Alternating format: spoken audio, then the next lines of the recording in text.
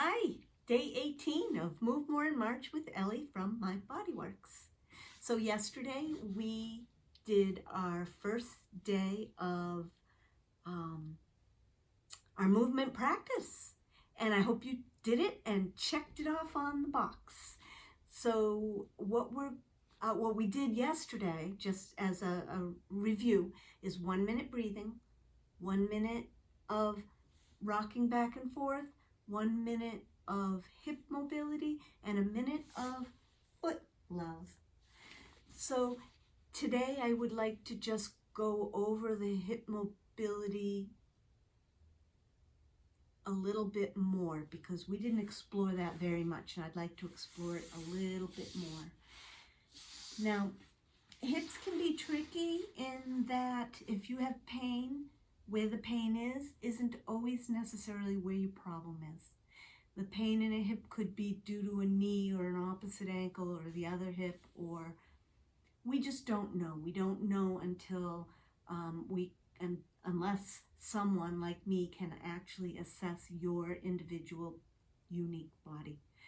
And so what we're just going to do is explore movement. We're about movement, mindful movement, about changing the brain through our movements. We're not about exercise. We're not running. We're not jumping up and down. I mean, you might be, but that's not what I'm doing. I'm not a fitness trainer. I'm not a personal trainer. I'm not a PT. I'm a movement therapist, and I can help you with moving. I'm not going to do strength training and that kind of thing. There are a lot of people out there that are great at that, and that's a whole different thing. We're doing gentle movement, so you should never go into pain. You should challenge yourself, but not challenge yourself into pain areas. Okay. So now that we've got that out of the way, yesterday we did a little bit of movement where we brought one leg up and one down. And the leg that's up is the active leg, and it can go that way or it can go backwards. And I want to have the hip, the greater trochanter. Well, let me show it to you this way first. This greater trochanter is going to go back.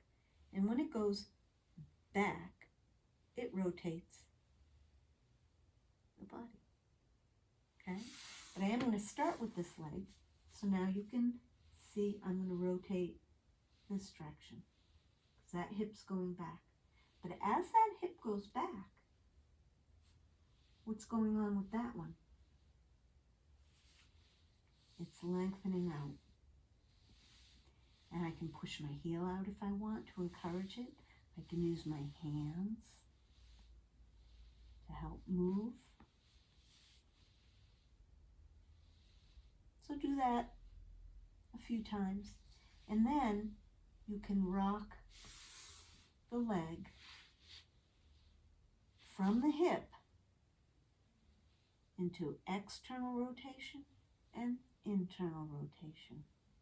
If you have a spot that feels kind of tender and sore, you can kind of push in there a little bit and then rock that. Right there feels good. Or up here. You can bring your foot all the way up, go out, go over, go out, go over as you bring your leg down.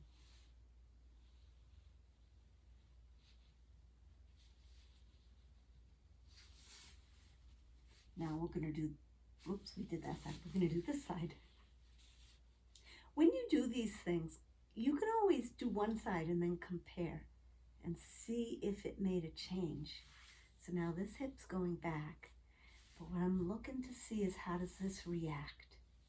It's going forward. I'm pushing the heel out.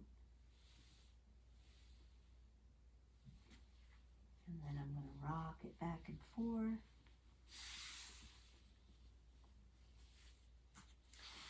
Another movement you could do is in side lying. You could prop your head on something.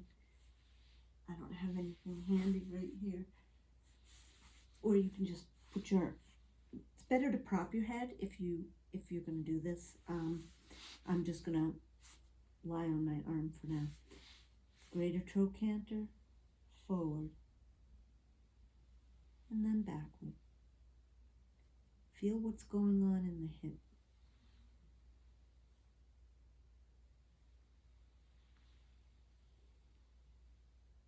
See if you can open that hip up. In this direction, closes. In this direction, it opens up. Many of my clients love this movement.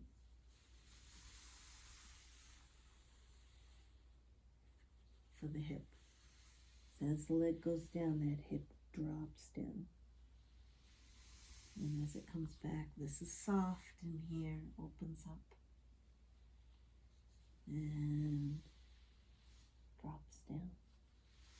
But just stay small for now until you get used to it. Really small. If you feel tight in here anywhere, just put your fingers gently, lightly on that spot. Try to coax it to relax and quiet down. This movement should not be very muscly. It should be like a skeleton dancing.